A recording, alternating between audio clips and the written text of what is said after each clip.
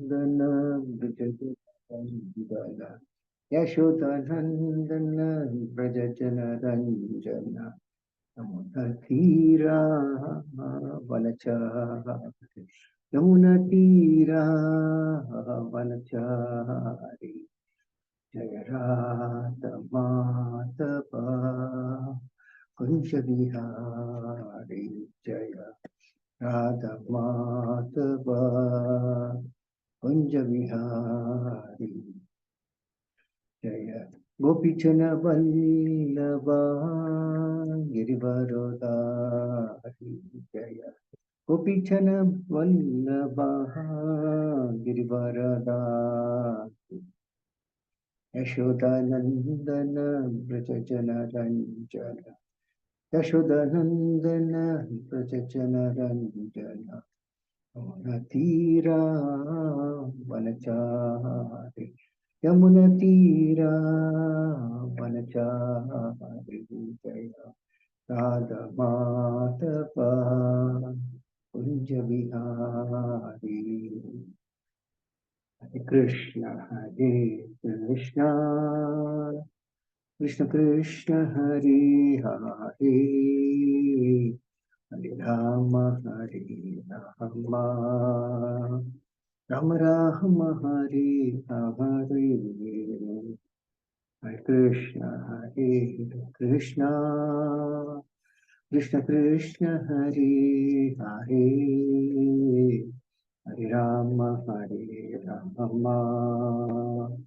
Rama Rama Hare Hare Hare Krishna Krishna Krishna Krishna Hare Hare Hare Rama Rama Rama Rama Hare Hare Hare Krishna Krishna Krishna Krishna Hare Hare Hare Rama Rama Rama Rama Hare Hare Hare Krishna Krishna Krishna Krishna Hare Hare Hare Rama Rama Rama Rama Hare Hare Hare Krishna Krishna Krishna Hare Hare Hare Ram Ram Ram Hare Hare Hare Krishna Krishna Krishna Hare Hare Hare Ram Ram Ram Hare Hare Hare Krishna Krishna Krishna Hare Hare Hare Ram Ram Ram Hare Hare Hare Krishna Krishna Krishna Hare Hare Hare Ram Ram Ram Hare Hare Hare Krishna Krishna Krishna Hare Hare Hare Rama Rama Rama Rama Hare Hare Hare Krishna Krishna Krishna Hare Hare Hare Rama Rama Rama Rama Hare Hare Jaya Prabhupada Jaya Prabhupada Jaya Prabhupada Srila Prabhupada Jaya Prabhupada Jaya Prabhupada Jaya Prabhupada Srila Prabhupada Jai Vishvat Paramahamsa Ch Prabhupada Tirtha Saraswati Srimati Swami Vishesi Bhaktivedanta Swami Srila Prabhupada ki jai. ISKCON Sanस्थापक Srila Prabhupada ki jai. Jai Vishvat Paramahamsa Ch Prabhupada Tirtha Saraswati Srimati Bhaktivedanta Saraswati Goswami Maharaj Prabhupada ki jai. Jai Vishvat Lakur Kishore Prabhupada Maharaj ki jai. Jai Vishvat Satsang Srila Bhaktivedanta Thakur ki jai. Jai Vishvat Vaishnava Bhava Srila Jagannath Das Maharaj ki jai. जय श्री रूप सनातन भट्ट रघुनाथ श्री जी गोपाल भट्टदास रघुनाथ गोस्वामी प्रभु की जय नमाचार्य सल्लल्लाहु ठाकुर की जय प्रेम से कहो श्री कृष्ण चैतन्य प्रभु नित्यानंद श्री अद्वैत दाता श्री वासादि गौर भक्तवृंद की जय Shri Shri Radha Krishna Gop Gopinath Sham Kund Radha Kund Giri Govardhan ki jai. Shri Shri Gaurangi Bangaloreshwara Bhagavan ki jai. Shri Mayapur Dham ki jai. Shri Vrindavan Dham ki jai. Kanto Mai ki jai. Yamuna Mai ki jai. Bhakti Devi ki jai. Tulsi Devi ki jai. अनंत कोटि वैष्णव की जय श्री हरिनाम संकीर्तन की जय अनंत श्रीमद भागवतम की जय ISKCON वर्तमान गुरु अंत समाज भक्ति गौर प्रेमानंदे all glories to the assembled all glories to the assembled all glories to the assembled all glories to Shri Guru and Shri Gauranga all goes to Shri Prabhupada की जय ओम नमो भगवते वासुदेवाय ओम नमो भगवते वासुदेवाय ओम नमो भगवते वासुदेवाय नारायणं नमस्कृत्य नरं चैव नरोत्तमं देवीं सरस्वती व्यासं ततो जयमुदीरयेत् नष्टप्रायेषु अपत्रेषु नित्यं भागवत सेवया भगवती उत्तम श्लोके भक्तिर्भवति नैष्टिकी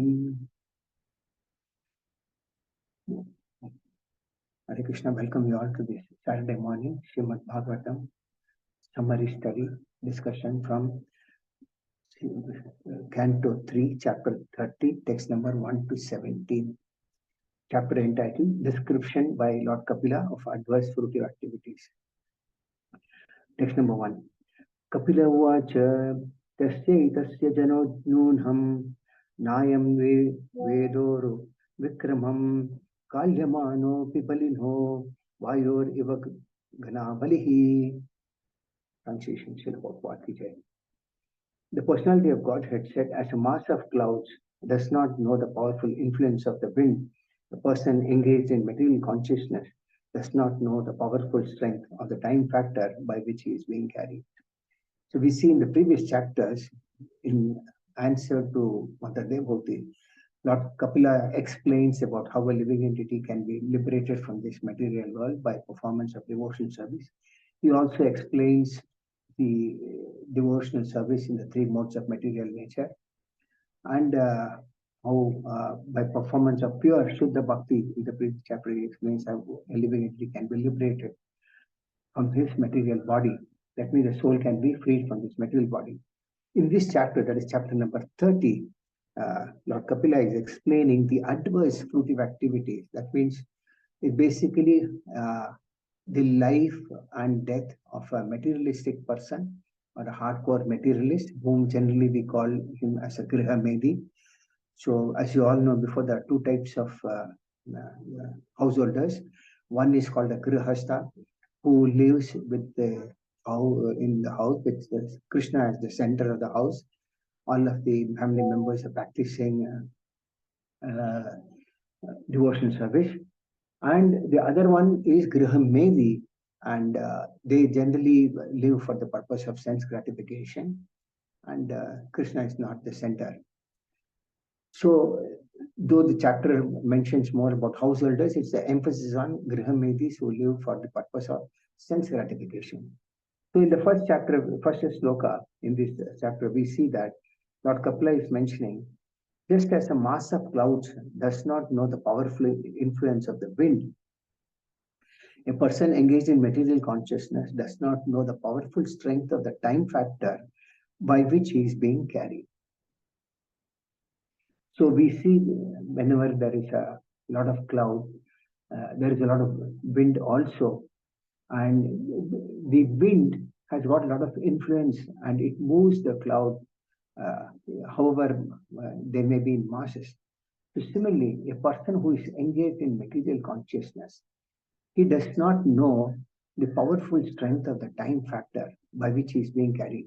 That means the time factor is carrying each and every living entity in this material world without knowledge of the living entity himself. And it is a very, very powerful, time is very, very powerful factor which is carrying each and every one of us in this material world. Now, we will understand a little more in detail from the purport given by Srila Prabhupada. So, the great politician, you all might have heard the name Chanakya Pandita.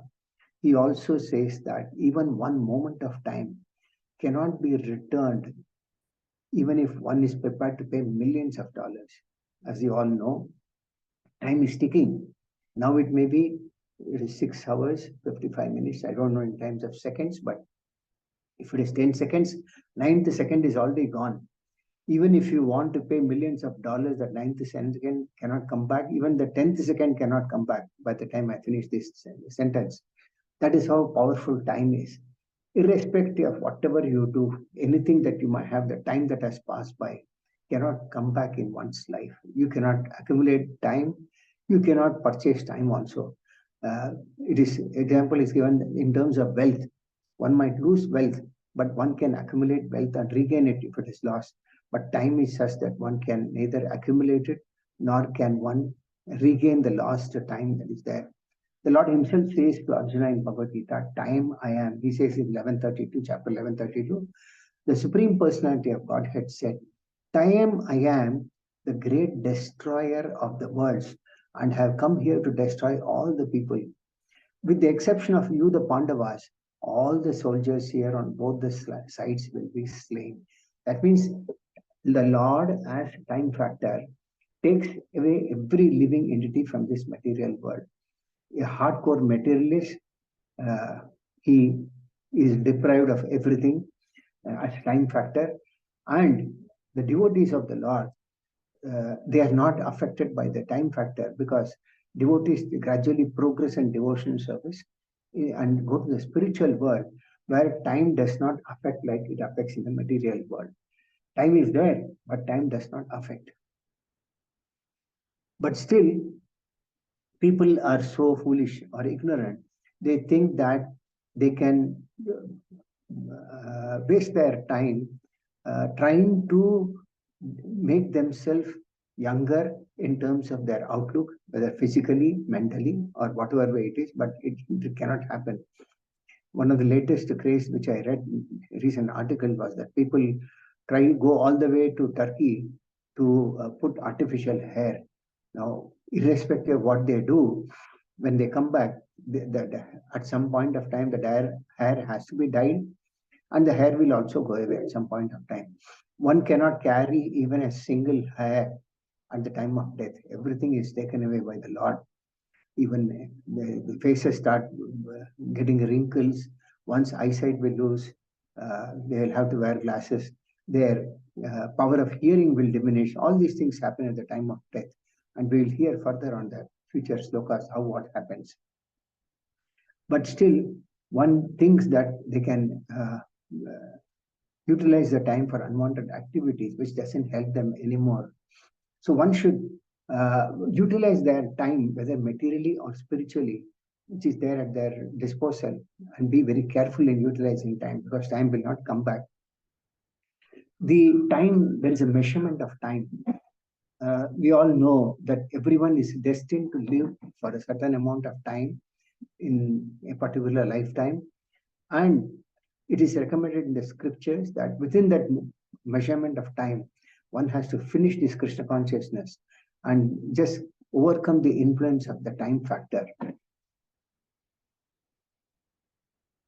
Then we go to sloka number 2. I'll read only the important slokas because we have enough to cover. Sloka number 2, translation. Whatever is produced by the materialist with great pain and labor for so-called happiness, the Supreme Personality as the time factor destroys, and for this reason, the conditioned soul laments. So here we see that time, what happens, people normally have to work very hard, struggle very hard. Nothing comes very easy in this material world. Sometimes maybe by result of previous karmas, one might get something. But in no time, everything is destroyed. And when something is destroyed, the conditioned soul laments. Material world means there are two things. There is hankering and this lamentation. When a person doesn't have anything, he hankers. And when he gets it, he's bound to lose it at some point or the other. Nobody remains in this material world because it's a world of duality at the same position. So sometimes comes when what goes up comes down automatically by the law of nature. And when someone loses what he has got, then he starts lamenting. So one tries to think that he can get happiness by so far, by attaining whatever possible. And then when he loses, he starts lamenting. So the Lord says in Bhagavad Gita also, in chapter 10, text 34, he says, Mrityu sarva haraschaham. That means the Lord as time in the form of death takes away everything that is there from a living entity. People today are driven by so many things in the form of technology. But all this technology cannot bring natural food, it cannot bring natural water, and whatever is there is being provided by God Himself for the sustenance of the living entities who utilize them as a service to Krishna, offer it to Him, and then honor it. That is the way of honoring Krishna Prasadam. So, but those who don't do this, they eat sin. Even if though they may be eating very sin. That's why we offer, make the offering to the Lord and take it as a prasadam from the Lord, as a remnants of what has been given by the Lord. And as you all know, it takes a lot of time, but efforts too. A lot of efforts also. Many times we see people coming up from a very small scale activity. They may be having a small factory, hiring 2 people. I know a devotee who is known to me very closely. He started with a small business with having 2 or 3 people. Today he has got 40 people working under him. So when I met him last, I asked him, how is everything going on? He said that business is very, very bad.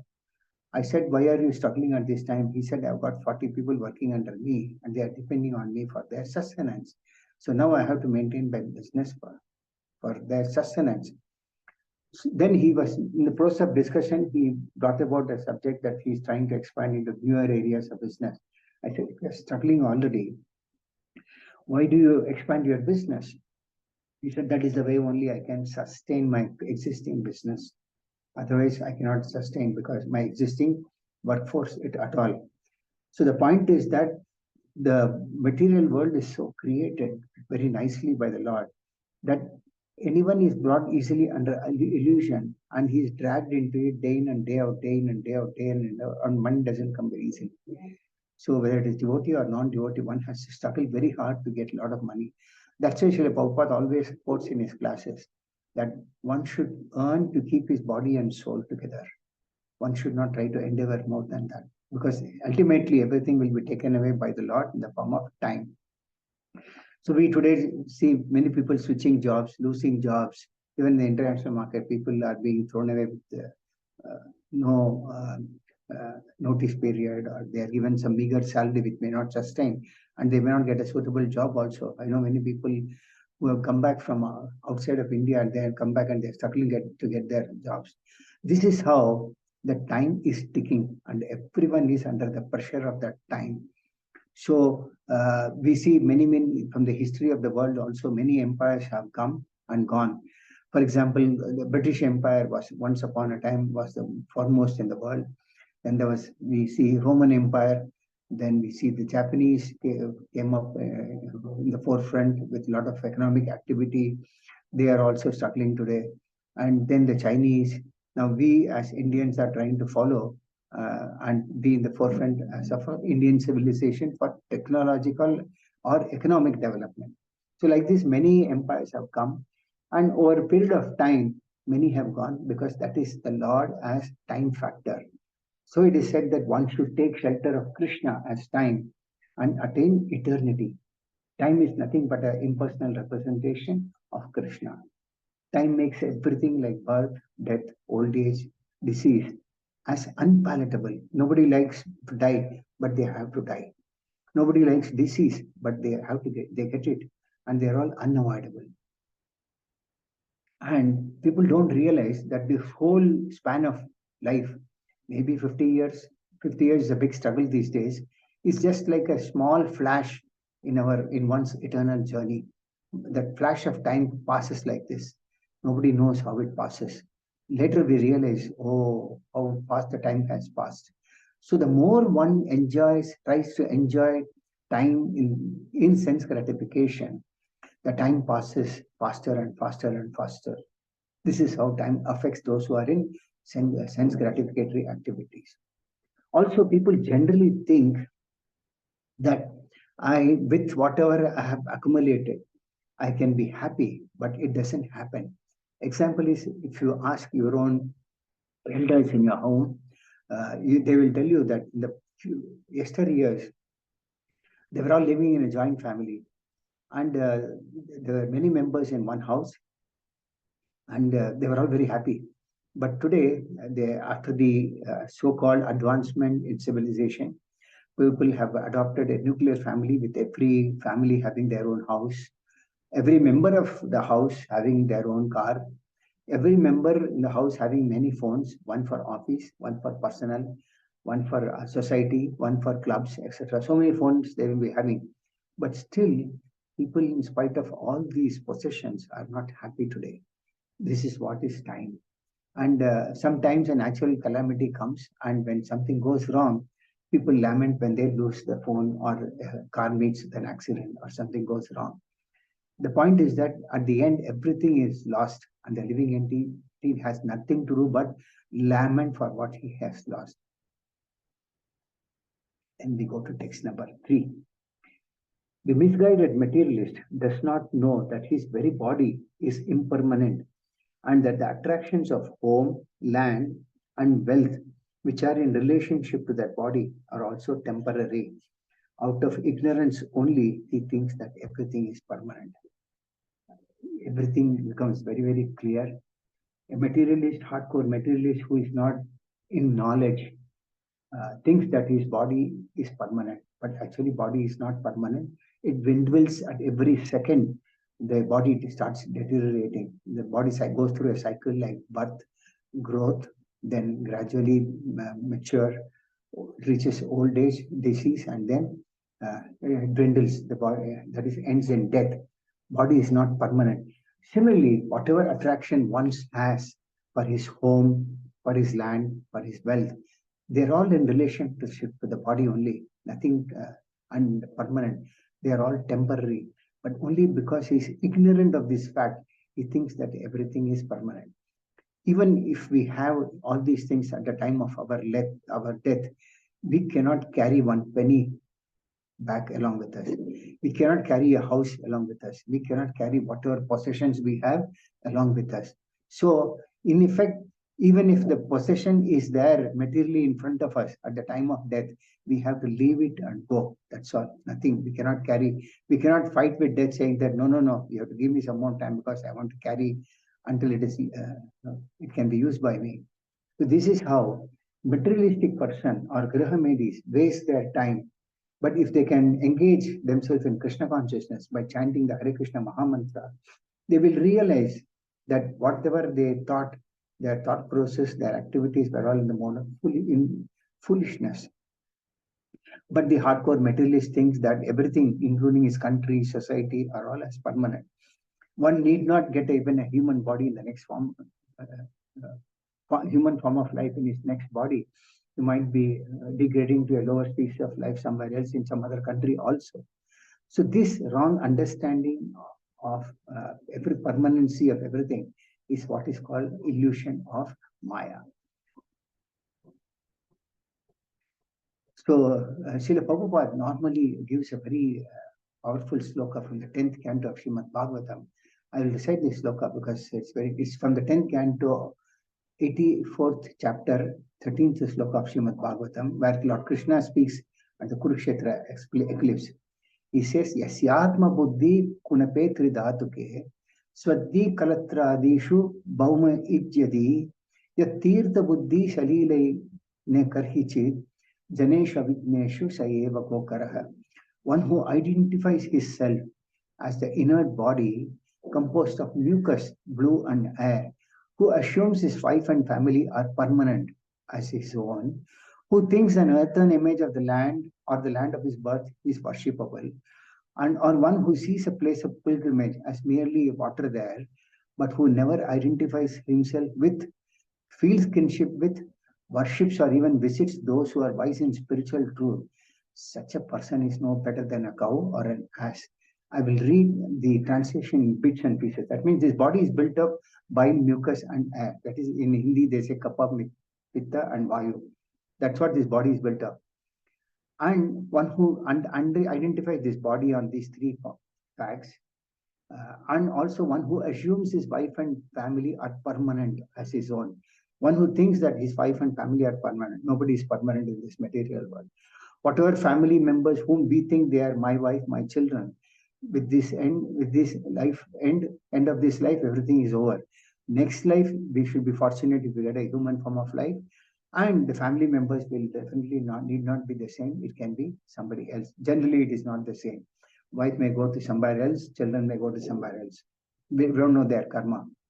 Or one who sees a place of pilgrimage as merely water there. Many people go to holy places just to dip themselves with water, but they never identify themselves with those who or worships even those or even visit those who are in spiritual truth. Such a person is no better than a cow or an ass. That means these types of people who go to Tirthas but just take a dip in the water without visiting any spiritual personality and hear from them, they are just like a cow or an ass. The point is that all these are done only for formality's sake. A person might go to a holy place to wash himself of all the sins, but as soon as he comes out, he commits this sinful activity again. He repeats, for which again he has to go to a holy place or again he has to go to a tirtha.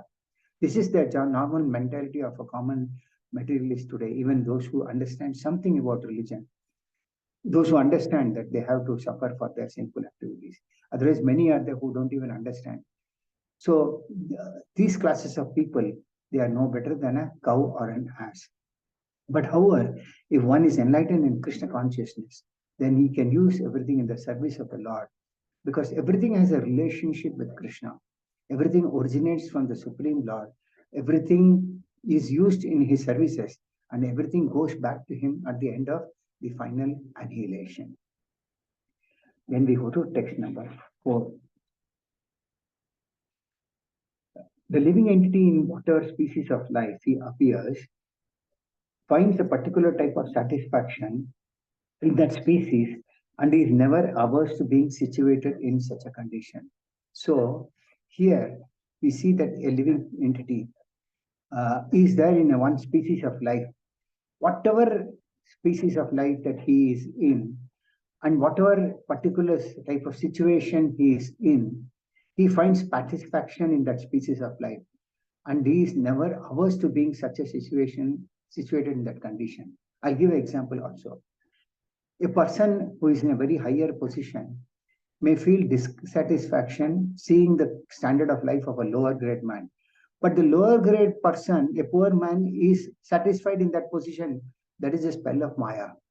So, a rich person, if he is highly placed, he may feel satisfied within himself. When he sees a lower person, he might think, what is there? But the person at the lower end, he also smokes a bidi. A rich person might smoke a cigarette, but a poor person may smoke a bidi. And he might say that I'm deriving satisfaction by smoking a bidi. This is how Maya works.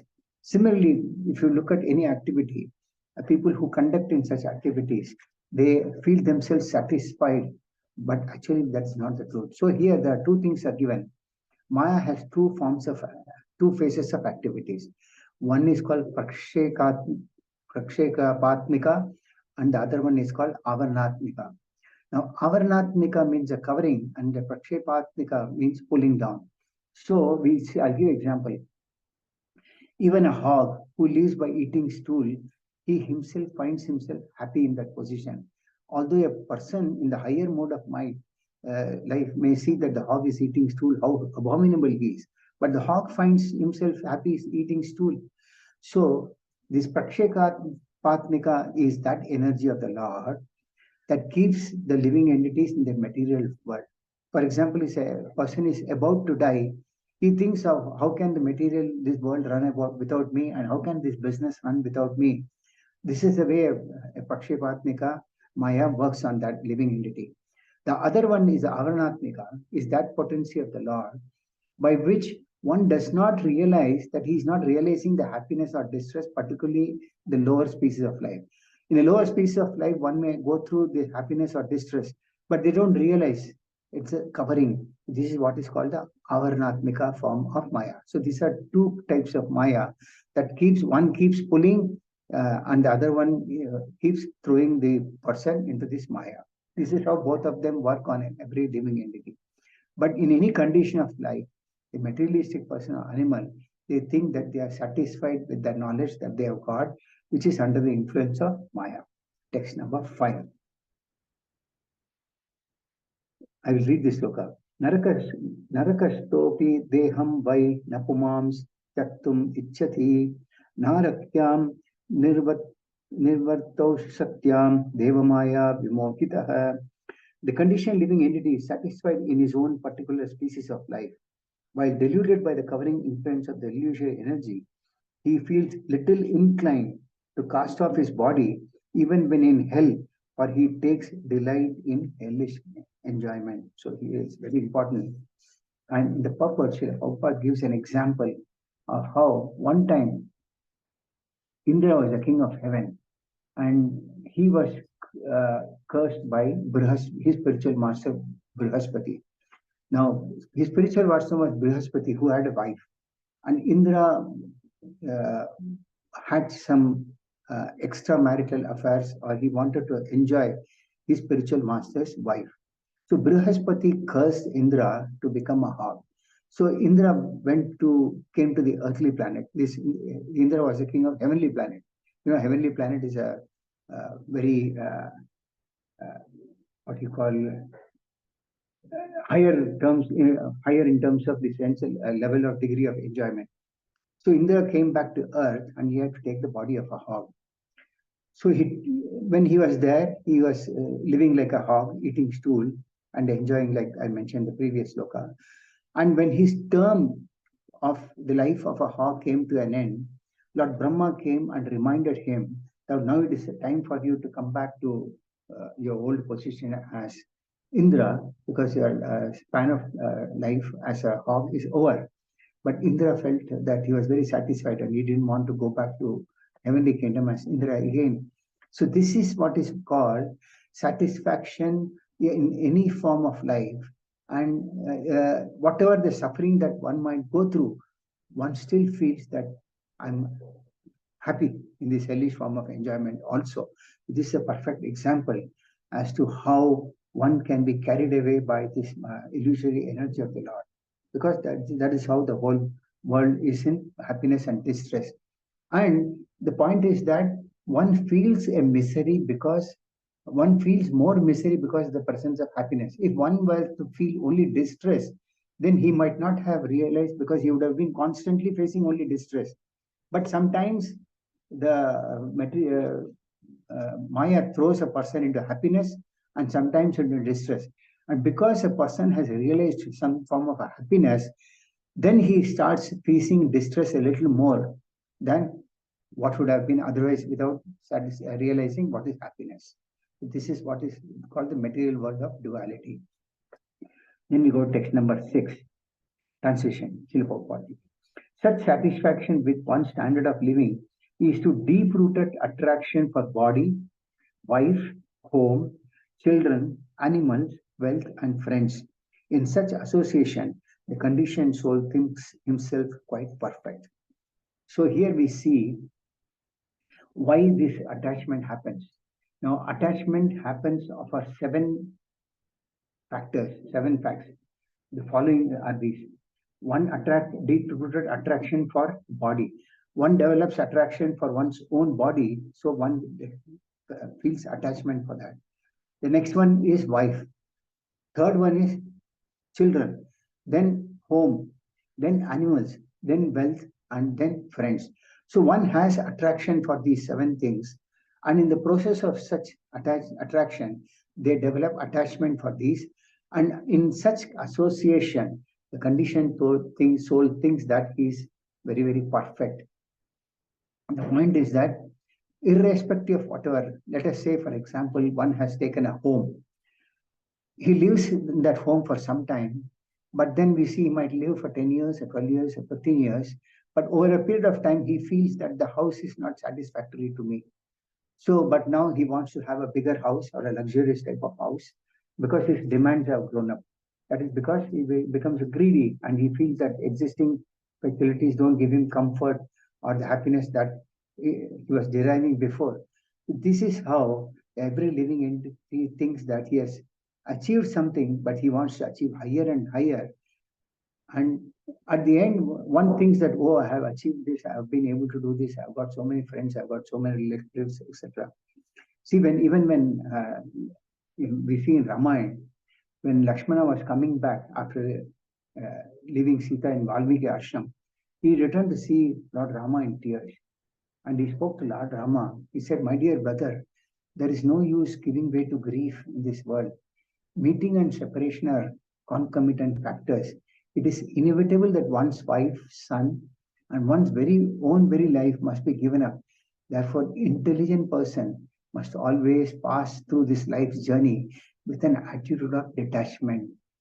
That means here Lakshmana is advising his own elder brother Rama that one who is intelligent should pass through the life with an attitude of detachment. That means it does not say that one should not get married, but rather one should not be attached to one's kith and kin.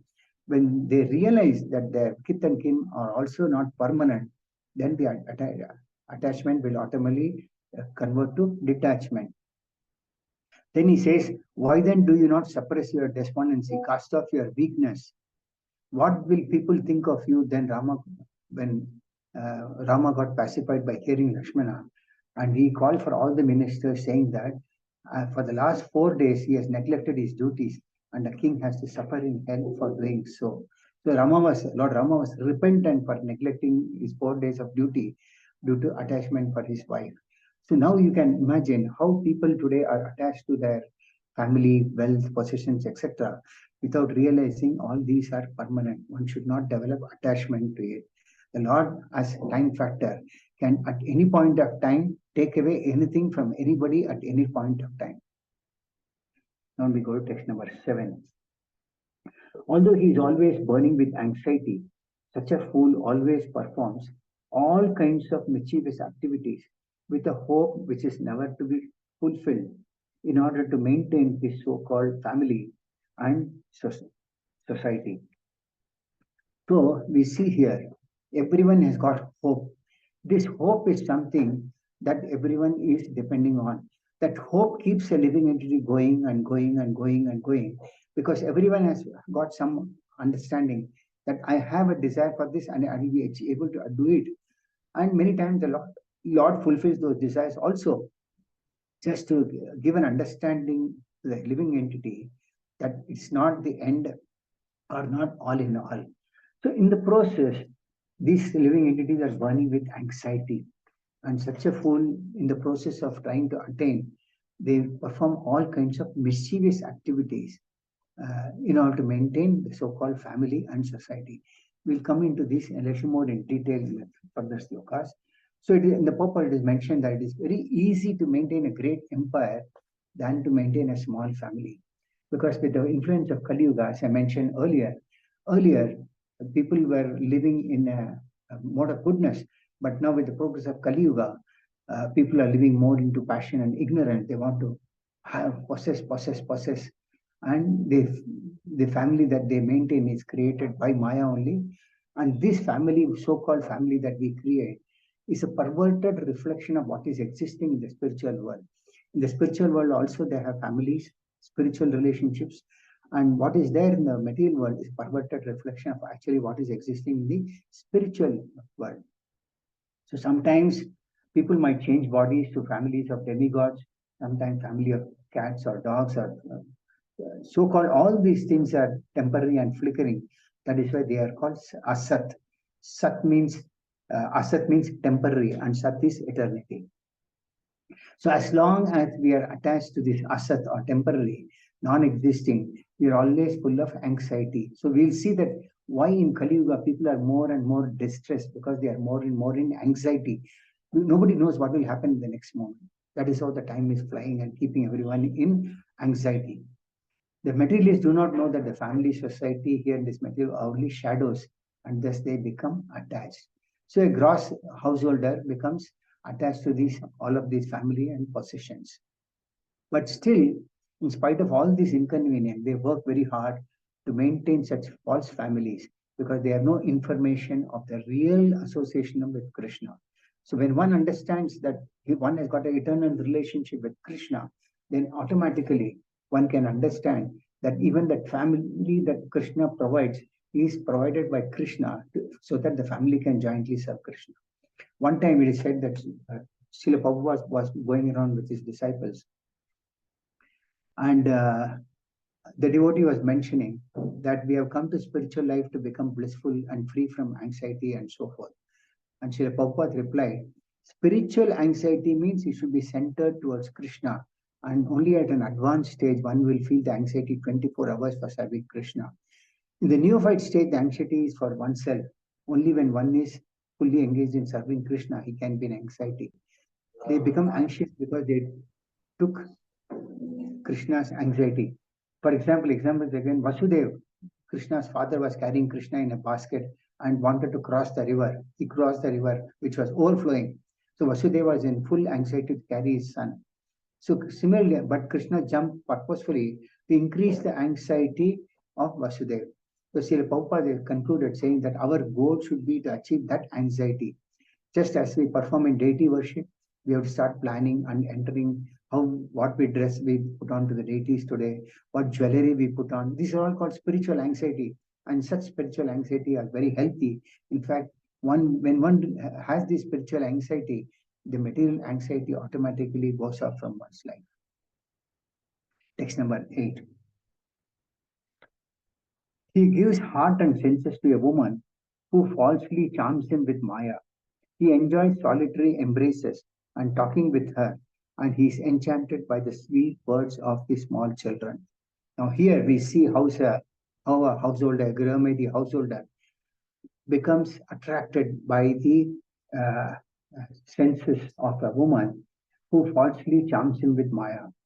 And he also enjoys solitary embraces and likes talking to her, and is also enchanted by the sweet words of the small children. So now Srila Prabhupada has used these very strong words not to discourage anyone to get married in one's life. No, it's not so, which I will explain that in the future slokas also. Everyone is not qualified to be a brahmachari and everyone is not qualified to be a sannyasi. Everyone who has a qualification to enter in the grihastha must get married. But getting married does not mean one becomes attached to his wife and children. But this happens due to the illusory energy of Maya. In this respect, there is a very nice reference in Srimad Bhagavatam, in the 7th canto of Srimad Bhagavatam, where Prahlad Maharaj instructs his schoolmates, that is in 7, 6, 11. He says, how can a person who is most affectionate to his family, the core of his heart, being always filled with their pictures, give up their association? That means a family member, he always has the pictures of his family, wife, children, and so on, and everybody in their heart. So how can a person give up their association? Especially a wife is always very kind and sympathetic and always pleases her husband in a solitary place. I don't have to explain this. Who could give up the association of such a dear and affectionate wife? It's very difficult to give up an association of such a person. Then he says, small children talk in broken language, very pleasing to hear. And their affectionate father always thinks of their sweet words. So which we see day to day also. When we see a small child speaking very affectionately, very sweet words, we get carried away by that. Then he says, how could he give up their association? One's elderly parents, one's sons and daughters are also very dear. A daughter is especially dear to her father. And while living at her husband's house, she is always in his mind. Who could give up that association? Aside from this, in household affairs, there are many decorated items of household furniture, and there are also animals and servants. You see, in today we have many people have their pets at home, cats, dogs, and so forth. They find it difficult to give up the association of these pets. And there are also animals and servants. Who could give up such comforts? The attached householder is like a silkworm which weaves a cocoon in which it is imprisoned, unable to get out, simply for the satisfaction of two important senses, the genitals and the tongue. One is bound by material conditions. How can one escape? So the last two words are very important in this sloka that Prahlad Maharaj is teaching, that he gives an example of a silkworm. The silkworm from its mouth emits what is called, I don't know what it is called, it emits saliva. And from that saliva that comes of its mouth, it makes a cocoon, or it makes a wall within which it gets imprisoned, and then it is unable to get out. This is the condition of a living entity who becomes an attached householder. And then for what living entities attain this? For satisfaction of two important senses, that is the genitals and the tongue. This is the ultimate. One might want to hear something very attractive, but then ultimately it is the mouth, it is the ears, one of the senses. But ultimately, if we go back to the ground, it is the genitals and the tongue which are the base for all this. How can one escape this?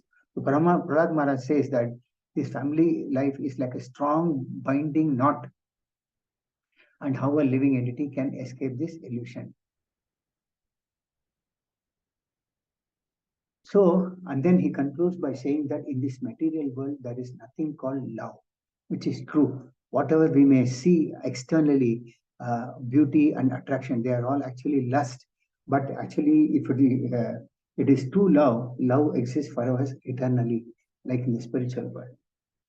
Also, what happens is that in the material world, one feels incomplete uh, because we are always devoid of this completeness. Complete, there is only one personality that is complete, that is Lord Sri Krishna. And because of our forgetfulness of Krishna, that incompleteness is there within us. And because of that incompleteness, we have a desire to have association with the opposite sex. Once we have association with the opposite sex, then we have desire to have children. Then the next desire is that we want to have wealth. And despite all this, one does not feel satisfied. One feels frustrated. And then one desires to speak about himself to others. That means one wants to glorify himself to others. That is another desire. So these are different types of desires that one is kept bound in this material world. The more one speaks about himself, the more one is bound in this material world. So this is another desire. Then we go to text number 9. The attached householder remains in his family life, which is full of diplomacy and politics, always spreading miseries and controlled by acts of sense gratification. He acts just to counteract the reactions of all his miseries. And if he can successfully counteract such miseries, he thinks that he is happy. Very important sloka. So here we find some important points. Household life means it is full of fights. There is no house today where there is no quarrel. So when there is a quarrel, what happens is that one has to resort to diplomacy and politics and falsehood to resolve these fights. And then what happens is that it results in the miseries and controlled acts of sense gratification, controlled by acts. One is always left into miseries, and one's sense gratificatory acts continue to increase. And then he just counteracts, he acts to counteract these reactions of the miseries. When somebody is affected by misery, what he does is that he tries to counteract it, and that particular counteractive measure results into another misery. And when somebody feels that he has counteracted a misery, he feels that he is happy.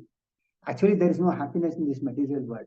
But if someone feels that he has counteracted a particular misery for a certain time, he feels that he is happy. For example,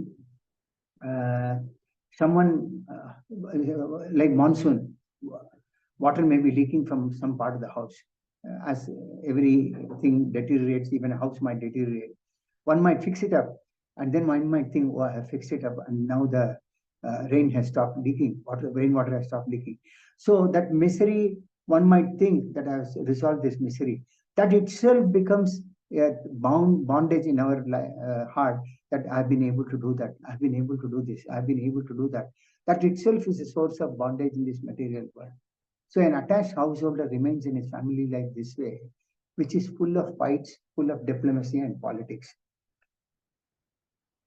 And when he resolves something for a certain period of time, he feels that he is happy. The material world is so created that if one does not become a clever diplomat, he will fail in his achievements. This is how the whole world is created. So one has to be diplomatic, which is not very good.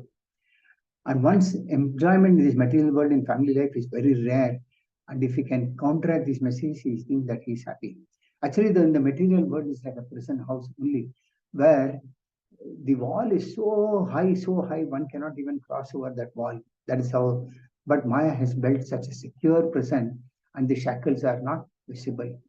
Even the society of lower animals like birds, bees, They cleverly manage their eating, mating, sleeping, and defending. But in the human form of society, whether it is on a local level or at a national level, there is a lot of competition. And in the process, one tries to become successful in every walk of life. And in the process, one has to resort to a lot of diplomacy also.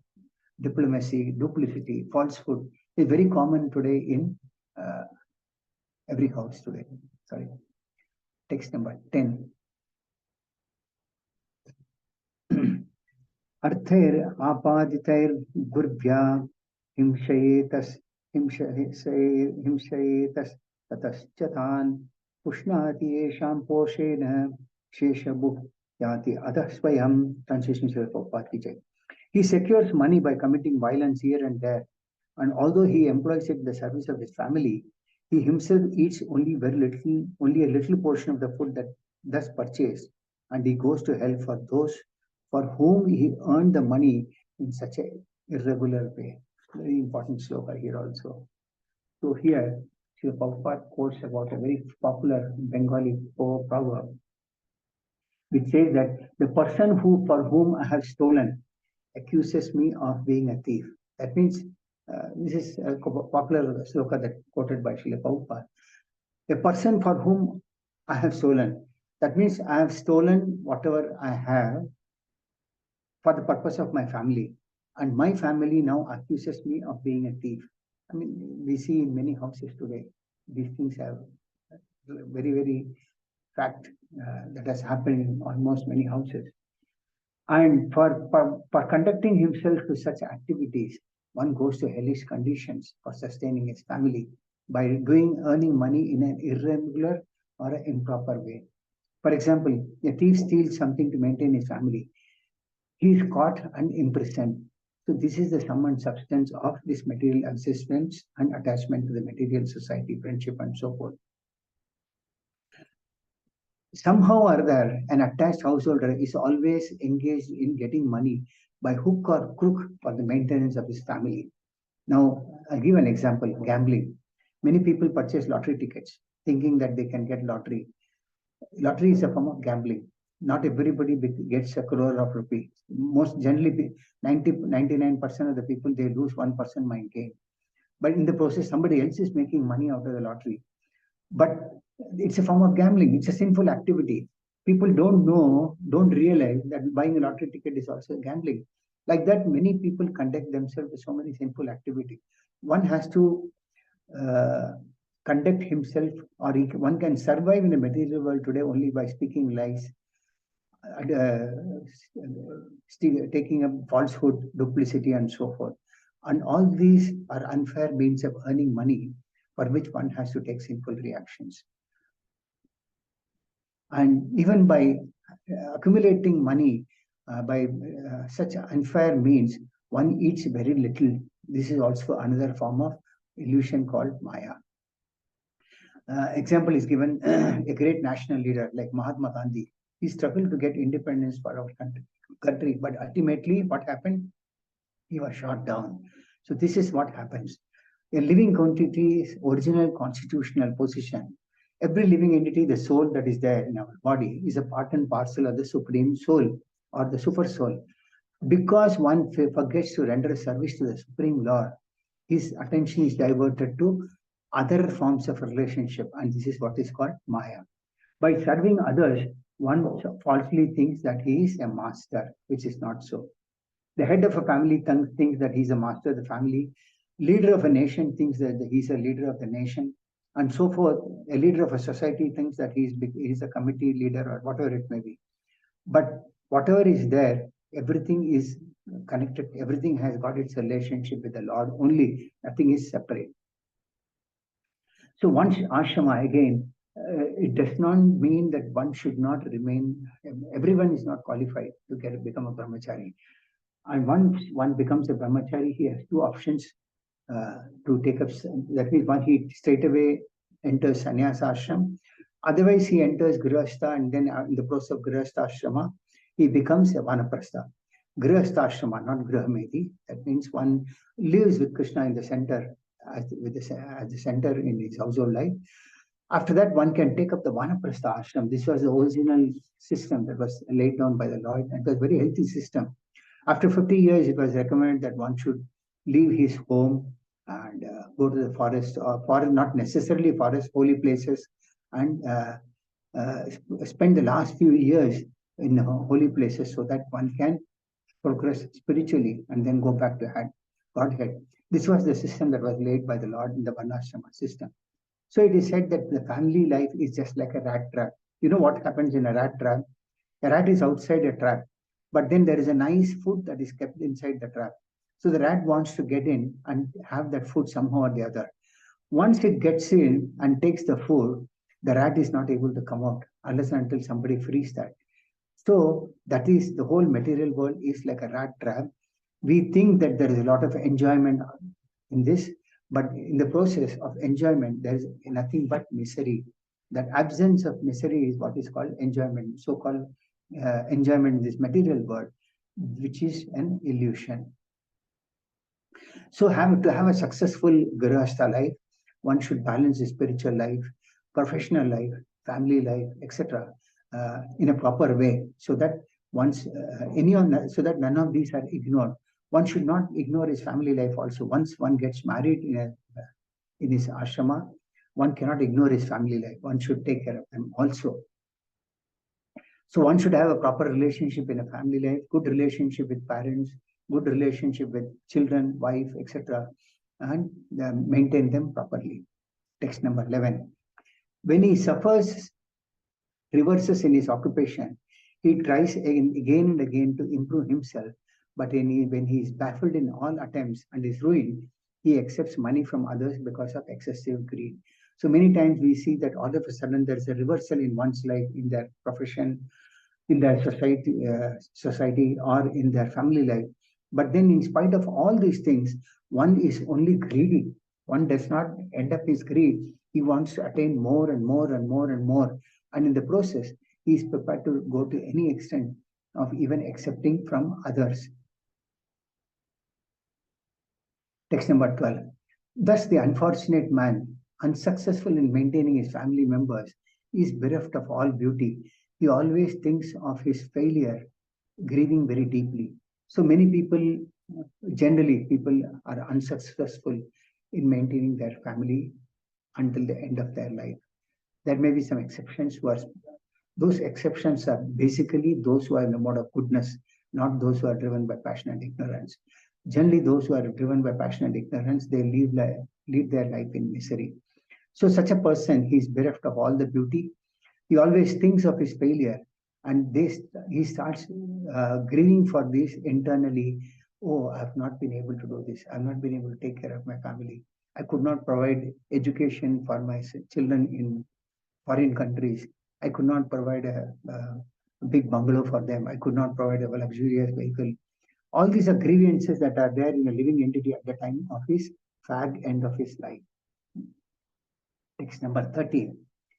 Seeing him unable to support them, his wife and others do not treat him with the same respect as before, even as miserly farmers do not accord the same treatment to their old and worn-out oxen. Very nice, strong statement, strong translation, and strong purpose. So generally what happens is that people at their later part of their life, they see that their family members do not give the same treatment like they were given before. They were not given the same respect.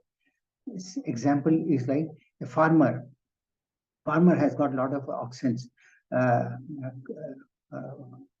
male cows, and they use these in the agricultural fields. The farmers use these for grazing for tilling their agricultural field. But what happens once the cow becomes old, these oxen are of no use for the farmer.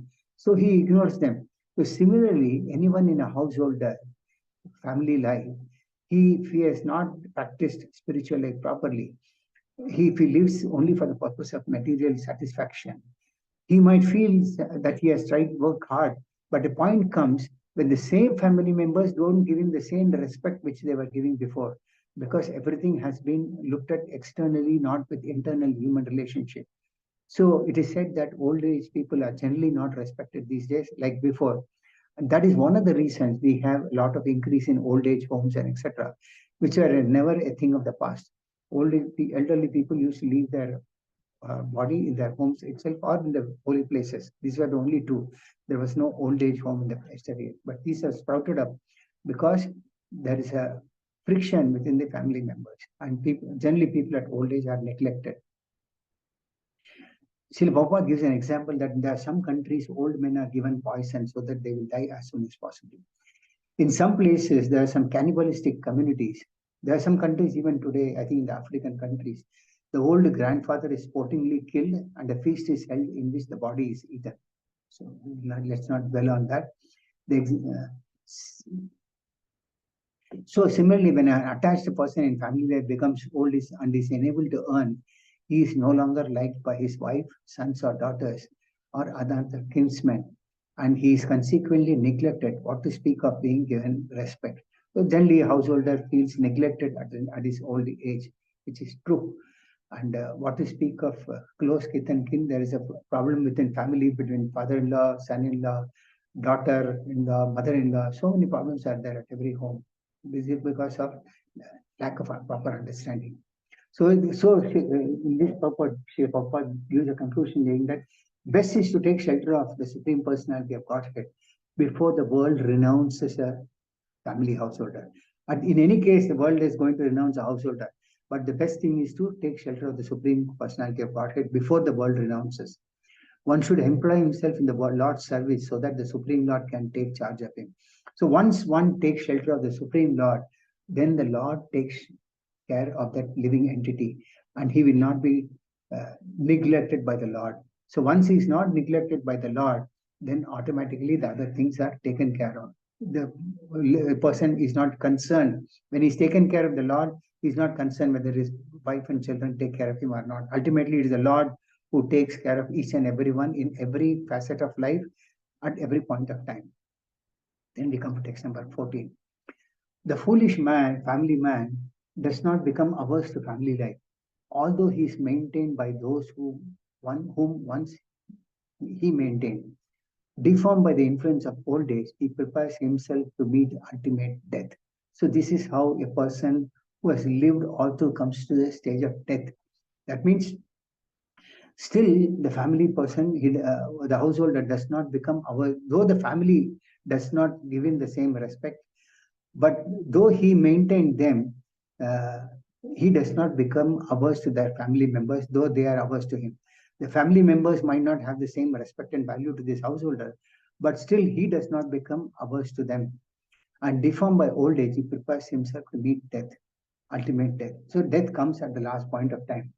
So, but somehow the family attraction is so strong that even if one is neglected by family members in his old age, he cannot give up his family affection and he remains at home just like a dog.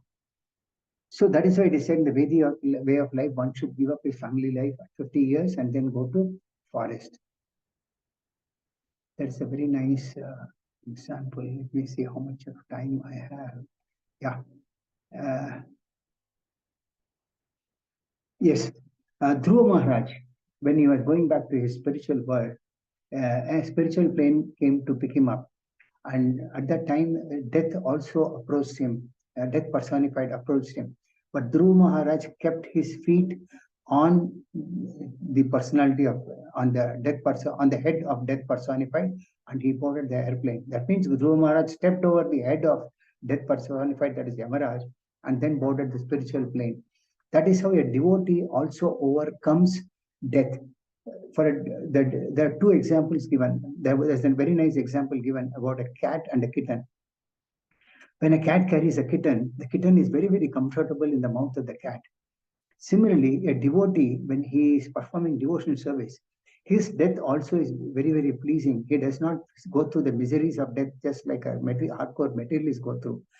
A materialist death is like a rat in a kitten's mouth, in a cat's mouth. When there is a rat in the same cat's mouth, the rat is literally struggling to come out of it, but the rat is not able to get out. Similarly, a hardcore materialist death is something like that, and a devotee's death is similar to the kitten in the cat. This is an example. That's how Dhruva Maharaj came his death by passing on the death. Text number 15. Thus he remains at home just like a pet dog and eats whatever is so negligently given to him. Afflicted with many illnesses such as dyspepsia and loss of appetite, he eats only very small morsels of food and he becomes an invalid who cannot work anymore. See, every sloka, there is so much of important point that is given. So at the fag end of one's life, the householder remains just like a pet dog and eats whatever little is given to him. So at the old age, generally at old age, people are affected with so many illness in body, which is very common today, not at old age, even at a very young age, we see people are diseased with so many diseases. And particularly as one's age passes by, one's digestive fire becomes very, very weak. And therefore, there are a lot of toxins that are produced within the body. So therefore, it is said that Vedic literatures say that one should, before such miserable conditions arrive, one should leave home and die without the knowledge of his family members. The reason is that if a man leaves homes and dies without his family knowing, it is said that is considered a glorious death. That is a reason is mentioned in the next sloka. No, in this sloka itself there is mentioned. An attached family man who wants his family members to carry him in a great procession even after his death, and although he will not be able to see how the procession goes, he still desires that his body be taken gorgeously in a procession. So you see, this is very true. You have a person who is attached in his family life. Even after his death, he wants his dead body to be carried in a very glorious procession. And though he is dead already, but he has a desire before leaving his body that his procession should also be very glorious. Thus, he thinks that he will be happy without knowing that he has already left his body for his next life. So this is how an attached person always thinks of himself even at the time of death, that he should be glorified by having a glorious possession. In this case, there is a very nice example in the first canto of Srimad Bhagavatam, which you all might be knowing. It is there in the Mahabharata. Vidura left home, and Vidura wanted at some point of time to counsel Dhritarashtra, who was staying in the house of the Pandavas. So he went to Dhritarashtra and he told him very strong statement. He said, alas, how wonderful, how powerful are the hopes of a living entity to continue his life. Verily, you are living just like a household dog and are eating remnants of food given by Bhima. You see how powerful this statement is. Dhritarashtra, as you all know, he lost all his children. Then he was living in the house of Pandavas. There was a long, big battle between the Pandavas and Kauravas. The Kauravas, that is Dhritarashtra and Gandhari, they lost all their children. Afterwards, they lived in the house of Pandavas. And at the right time, Vidura, who was gentle by nature, was a great devotee of the Lord, he counseled Dhritarashtra, and this is a strong statement. He said, how is it that you are still living in this life with some hopes? You are living just like a household dog and are eating the remnants of food that are given to you by Bhima, because Bhima was once upon a time his enemy, his children's enemy. So how you are living in the same house with the remnants of given food by him, just like a pet dog. So this way, Dhritarashtra was convinced, and he also entered into, left his palace, and later being a great yogi, he lit a fire in his own funeral pyre and he burnt himself. And Gandhari, being a chaste wife, his chaste wife, she also entered into his funeral pyre, and she also left his body. So there is a quote from by Srila Prabhupada, very popular quote given by King Kulashekara, who is a very, very famous king and a great devotee of the Lord in the Mukundamala Stotra, where he says, Krishnatpadiya pada pankaja panjarantam adyaiva me vishatu manasa rajahamsaha prana prayana samaye kapapitta vata pittai kantavarodhana vidha smaranam kutaste. He says, my Lord Krishna, I pray that the swan of my mind may immediately sink down to the stem of your lotus feet of your lordships and be locked in their network. Let my mind be locked in the stem of your lotus feet and be locked in that network. Then he says, otherwise at the time of my final breath, when my throat is choked up with cough, how will it be possible to think of you? The reason is that that is mentioned, the next sloka, that is text number 16. It says, in that disease condition, one's eyes bulge due to pressure of air from within, and his glands become congested with mucus. He has difficulty breathing, and upon exhaling and inhaling, he produces a sound like gura gura, a rattling within the throat. That means at old age, all these diseased conditions appear in a living entity, and he starts making sound gurr, gurr, gurr, and his throat is choked up with cough. So under these difficult conditions of one's body, how can one think about the Lord? This is what King Kulasekara prays. We must all understand from this that we should practice Krishna consciousness at a very young age, so that at the time of our leaving our body, we are able to think of Krishna. If we are able to think of Krishna at the time of leaving our body, there is nothing like that. We don't have to take birth again in this material world. We go back to the spiritual world. And then I conclude the class with one last sloka.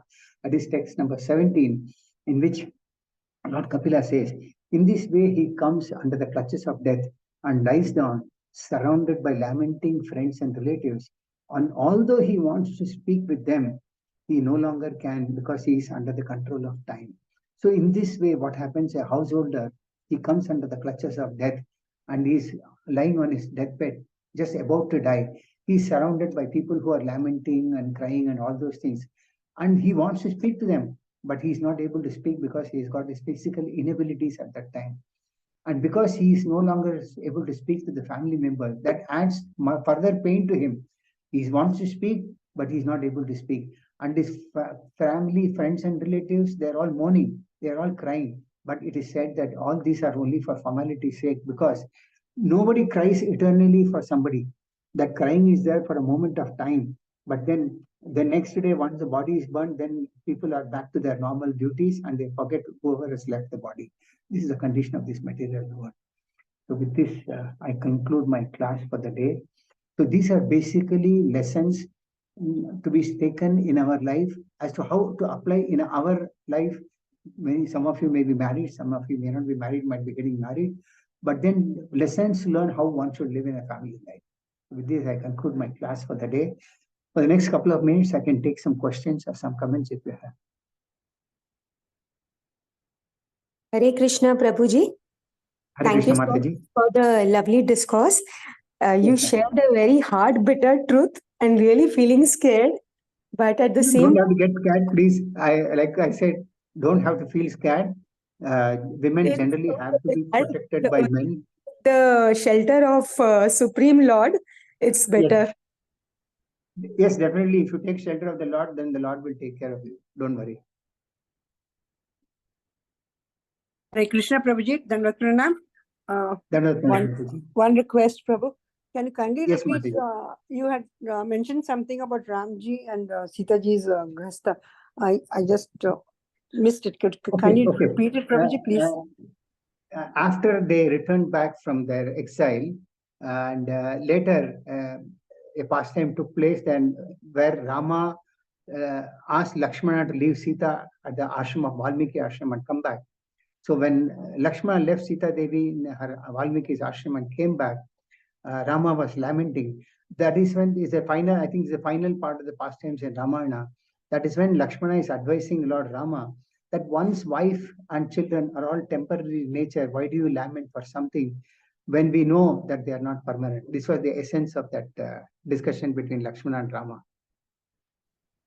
Okay, Prabhu. Thank you. Thank you, Mataji. Thank you. Anybody else? That's fine.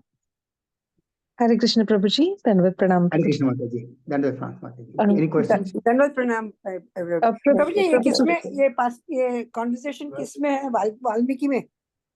Valmiki Ramayan में है. It is there, Mataji. Okay. ठीक. Thank you, Prabhu.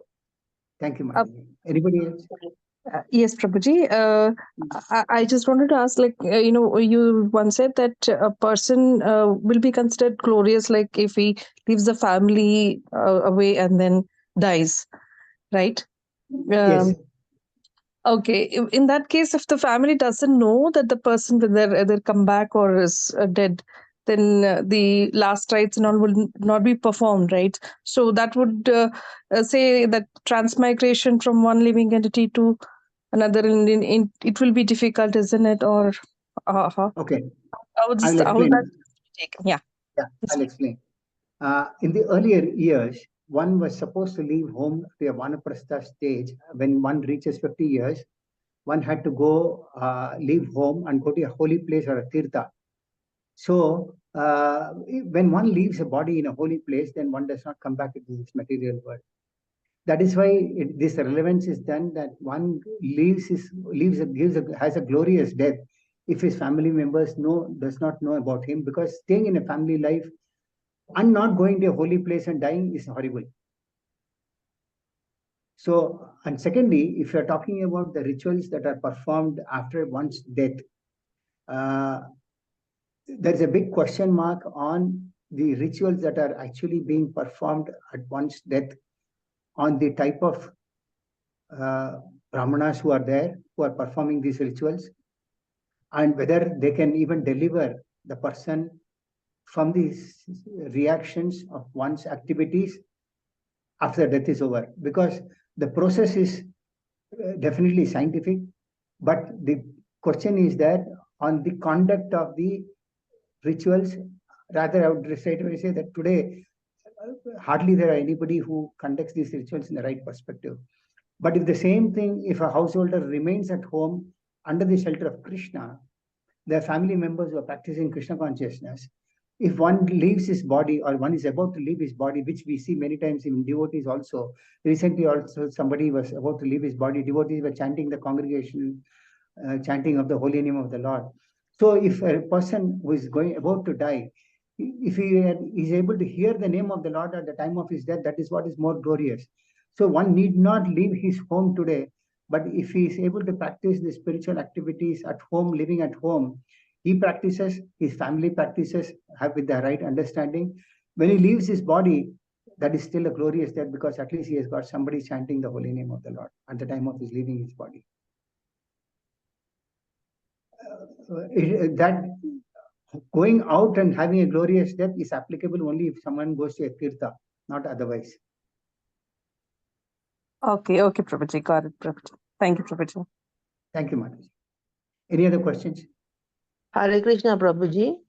Yes, Mataji. Prabhuji, we are all supposed to be family members, like we belong to Vasudhaiva Kutumbakam. Okay. Correct. So Yes. does it really matter whether, your own family members are Krishna conscious or not? Because if you think yourself as a part of the extended family, that is the whole world, there will be somebody or the other who is continuously chanting for the welfare of, some people are chanting for welfare of the country, for the people. So will those chanting influence the what do you call the so-called person? Okay. Because we are all I actually brothers and sisters. Our father is one, Krishna. Okay. So whether why should we Any- just limit ourselves to our own family? We are not. It is just by chance that we have come together, but actually we are members of the larger family. Yes, I agree with you. Though we are a part of the Vasudeva Kutumbaka, we don't identify ourselves on a material platform. Even a family member is given by Krishna himself for a particular reason, that is to have spiritual practice.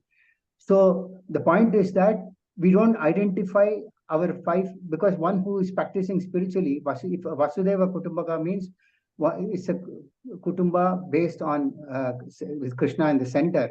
Such a person does not identify family members as his own family member, number one. And when you have family members who can help you out at the time of your leaving body, nothing better than that. Or even otherwise, if you have friends, circles in the society who are always associated with you, there is nothing better than that, because we always need to shake shelter of devotees at the end. All are all one family only. So we need somebody with whom we take shelter of. That is the most important point throughout our life. Thank you, Prabhuji. But what happens to the prayers that are being regularly conducted in the temples? They are praying, it's not that they are praying for themselves. They're praying for the whole universe, their Everything has its effect. definitely those. Everything has its effect, but that does not mean that somebody is praying in the temple, so one will be automatically delivered at home. It depends on how one's individual strength is. Each and everyone has got a collective strength, and one is an individual strength. Now, for you to go back to the spiritual world, you have to fly your own plane. Somebody else cannot fly for you. They can help you in chanting, but they cannot fly your plane. Your plane is by your individual strength. Okay, Your Prabhuji. sadhana, etc., will be determine your individual strength. If your sadhana has been very strong, that will help you. Even if somebody is not there, you might be able to chant Hare Krishna when leaving the body. If your sadhana is very strong.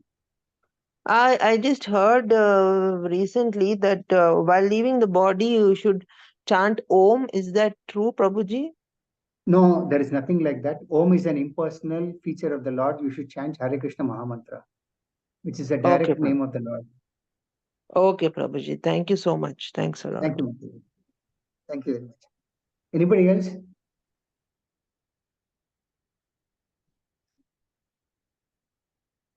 Okay, so if there are no questions or comments, I'll take the class. So, as Prabhuji, closed. anybody else Yes. can chant for you, right? If your family members Yes. are not Krishna conscious? Anybody can chant. Anybody can chant. Okay, But ultimately, your sadhana has also to be strong enough. They can chant for you, but your sadhana will determine how you will go back to Godhead. They can chant for you, but ultimately your sadhana has to be strong enough. Thank you, Prabhuji. Thank you very much. Thank you very much, Mataji. Thank you very much. Thank you all very much. Grantha Srimad Bhagavatam ki jai. Srila Prabhupada ki jai. Thank you, Prabhuji. That was Thank you, Prabhu. Hare Krishna. Dandavat pranams. Dandavat pranam, Prabhu. Thank you very much, Prabhu. Thank Any you, question, devotees. Prabhu? Yes, no, Prabhuji. No. Okay. Thank you all very much. Very nice. Yes, thank you, Prabhuji. Thank you.